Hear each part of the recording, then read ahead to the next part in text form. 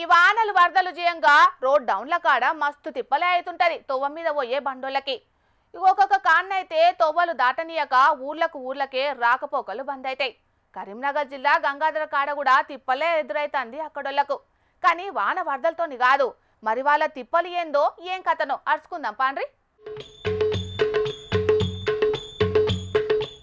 అరే చిన్నగా లేదు కదా బండ్ల లైను. కిలోమీటర్ల కమానం ఎక్కడి బండ్లు అక్కడనే ఆగిపోయినాయి. మెల్లమెల్లగా తాంబేలు కదిలినట్టే కదులుతున్నాయి బండ్లు.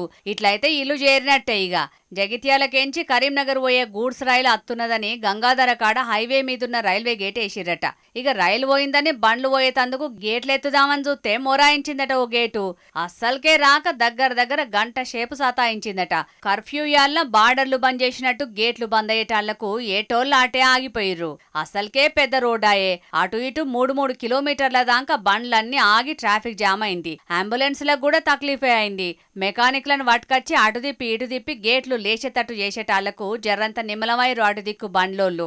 నిత్యం ఇదే కథ అవుతున్నదని గరానికి రావట్టిరు అటు దిక్కు జనాలు. వానలు వరదలతోటి అంతటా తొవ్వలు బందై రాకపోకలకు అంతరాయం కలిగితే ఎలక్ట్రానిక్ మిషన్లు చేయంగా ఇట్లా కొంత ఆగం కావట్టే పోర్రి. నిత్యం ట్రాఫిక్ లో ఆగితే పెట్రోల్ ఖర్చు ఎక్కువైతున్నది.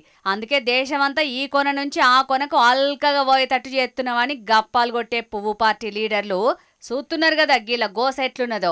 సెంట్రల్ సర్కారు నడిపిస్తున్నది మీరే, ఈ స్పీడ్ రైలు నడిపిస్తున్నది మీరే. కానీ మేం కూడా నిత్యం తిప్పలు పడకుండా అల్కగా పోయేటట్టు చేసి ఇక్కడి జనాల మీద కూడా పాయిరాన్ని చూపెట్టురని చేతులు జోడించి గోరవట్టిరు గంగాధర పబ్లిక్. మరి సెంటర్ మంత్రి బండి సంజయ్ సార్ ఇలాకానే కాబట్టి ఇక్కడి పబ్లిక్ తిప్పలు తీరేటట్టు రైల్ ఓవర్ బ్రిడ్జ్ కడతాడో ఏం కథనో చూడాలి మరి.